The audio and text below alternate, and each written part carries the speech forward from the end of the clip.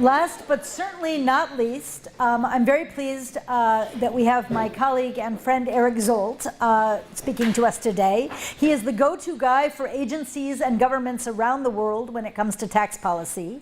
He's also a phenomenal teacher who's won accolades and the admiration of his students and colleagues over his roughly 30 years, I think, or so.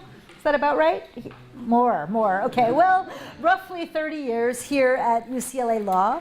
He's also been a high-ranking policymaker at the Department of Treasury, advised more than 30 countries on tax policy, and serves as a consultant to the International Monetary Fund, the World Bank, and others. Eric, we're very pleased to have you here today.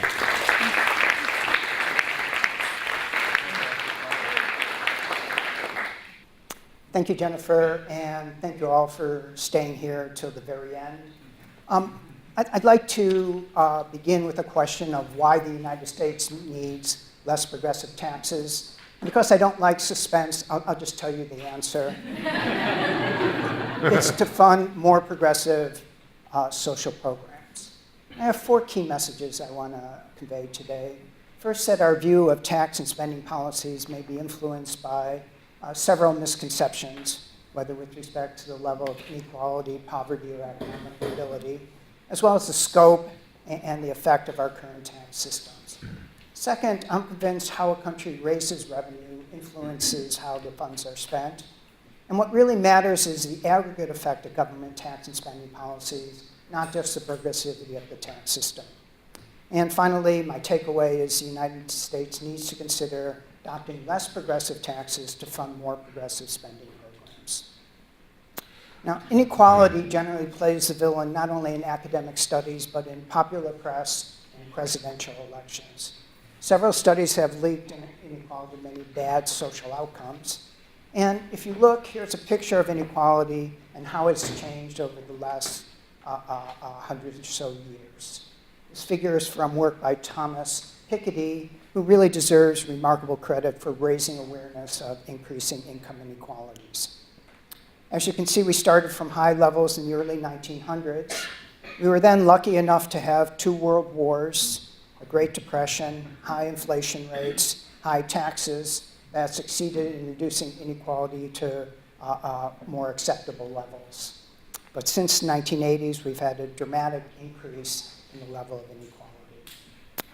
In thinking about inequality, I think it's useful to think about 3 different types of inequality. First, good inequality, the idea that those who work harder, more innovative, more creative, take more risks, should get more rewards. And then I think we have bad inequality, where market outcomes results in a relatively few having a lot and a large number having very little. And finally, I think there's ugly inequality, where certain disadvantaged groups face long-standing obstacles to achieving success. One key insight is that there's an optimal level of inequality, and that varies by country and over time. So why has inequality increased so much? Well, these are the leading candidates: globalization, change in labor market institutions, skill bias, technical change, and others. But what's interesting is that we clearly live in a superstar economy where those at the top receive increasingly larger rewards, even compared to similar managers, professionals, and basketball players of 10, 20 years ago. Okay, so these are our 3 great LA Lakers. I'm actually from Chicago. I'm a Bulls fan, so I don't care about these guys. But it's interesting looking at their salaries and how much they earn, even in inflation-adjusted dollars. When Kareem Abdul-Jabbar came into the league, our alum Ralph Shapiro negotiated his contract, and it was for slightly over $1 million. At his height, he was earning $3 million, and that was what Magic Johnson was earning. In contrast, Kobe earns $30 million in salary, and it's hard to say, even in inflation-adjusted dollars, Kobe is 6 times better than Magic or Kareem Abdul-Jabbar. And what's interesting, you can do the same exercise on dramatically increasing income for Latham and Gibson Dunn partners, and to a much lesser extent, law professors.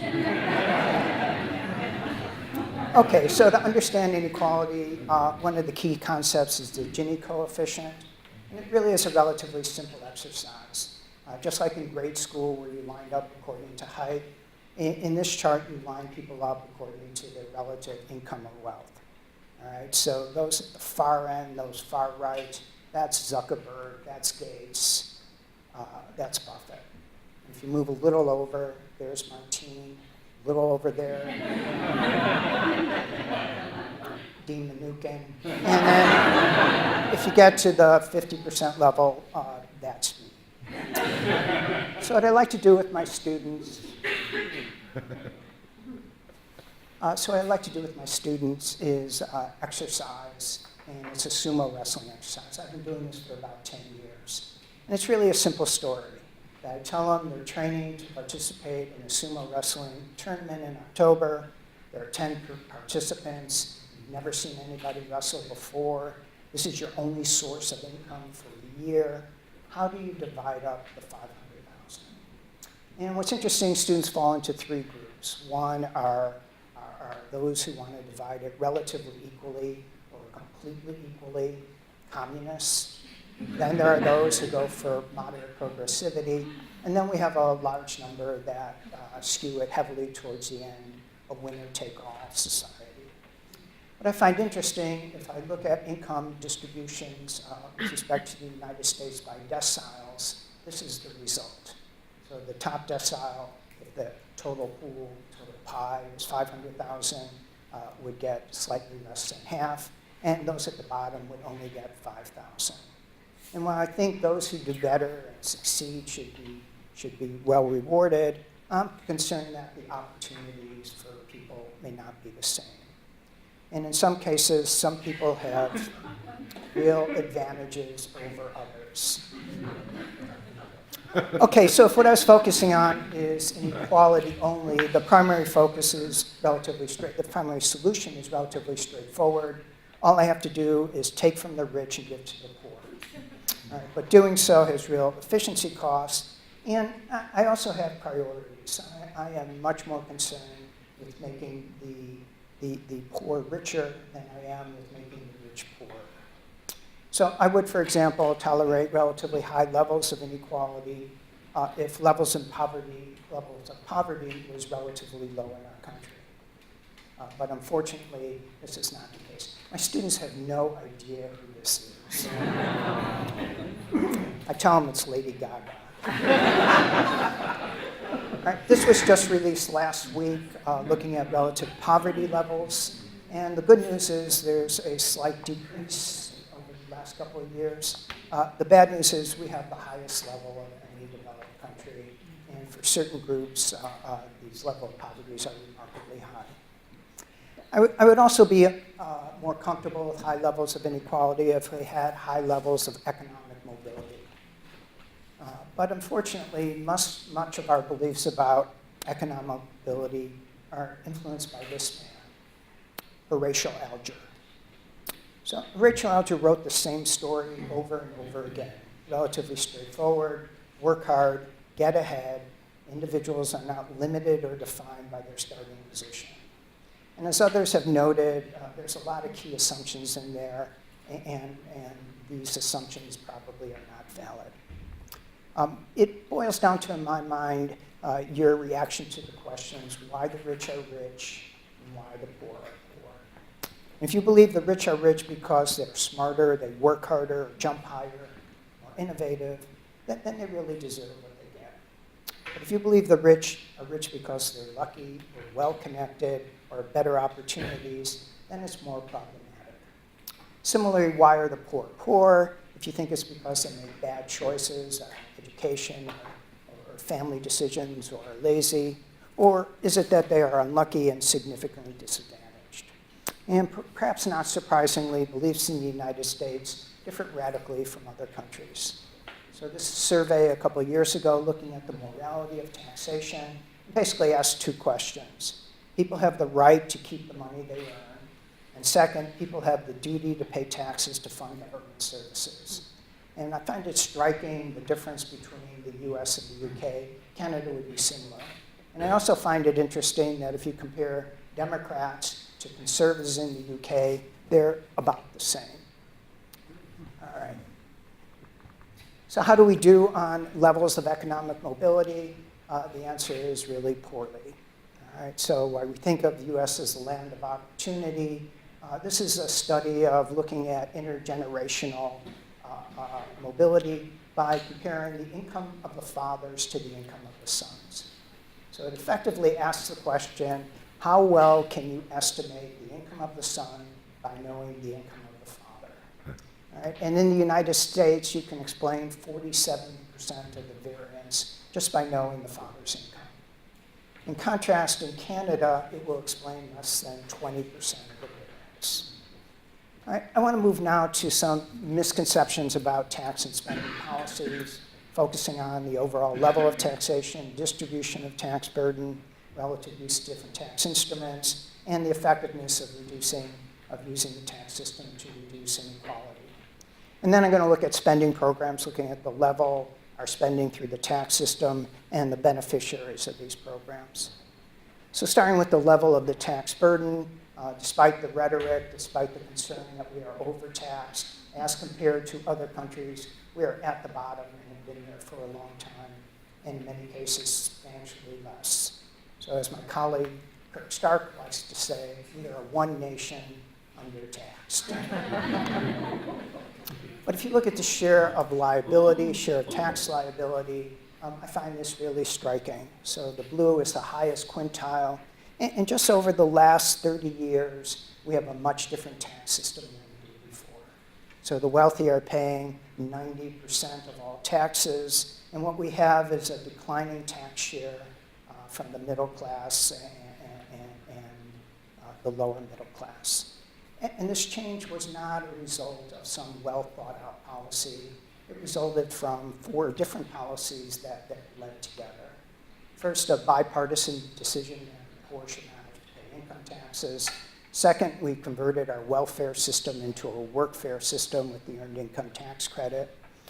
Third, we have both parties historically and currently falling over each other to adopt family-friendly tax policies.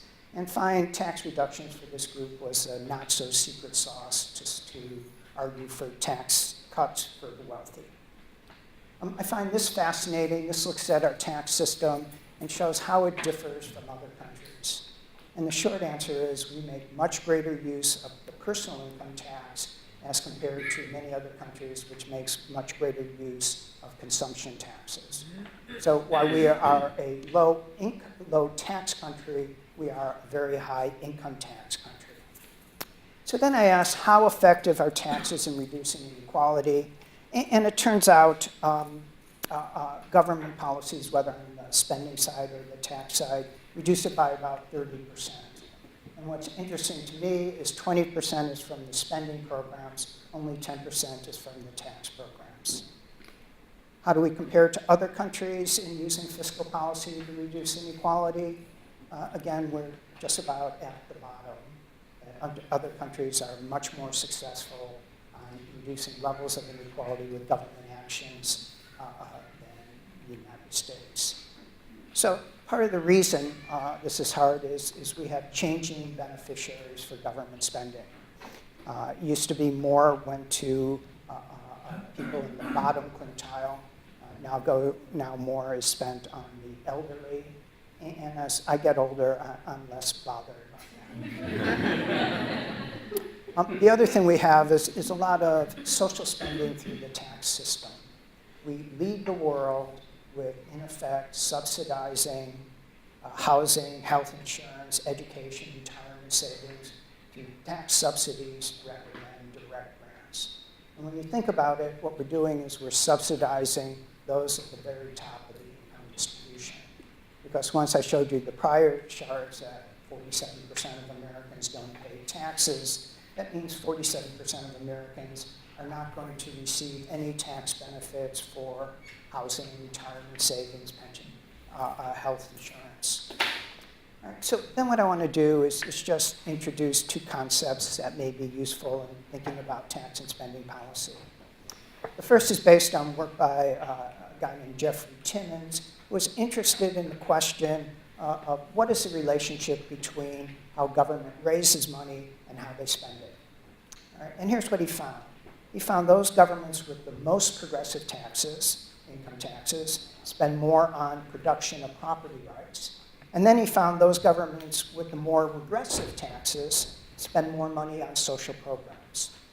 With a colleague, Richard Byrd, we sort of put the fiscal contract concept into a more dynamic state. And what we saw was the size of welfare programs is path dependent on the adoption of taxes on the middle class. So that's whether it's consumption taxes or having an income tax that has more of a middle class tax burden.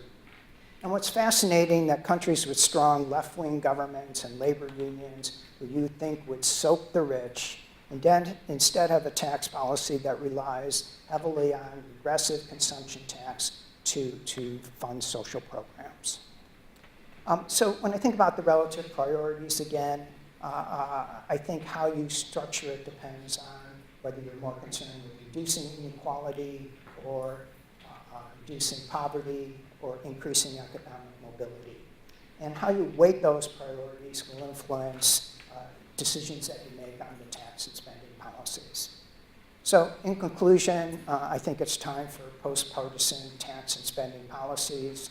So my prescription will be one that both Democrats and Republicans will hate.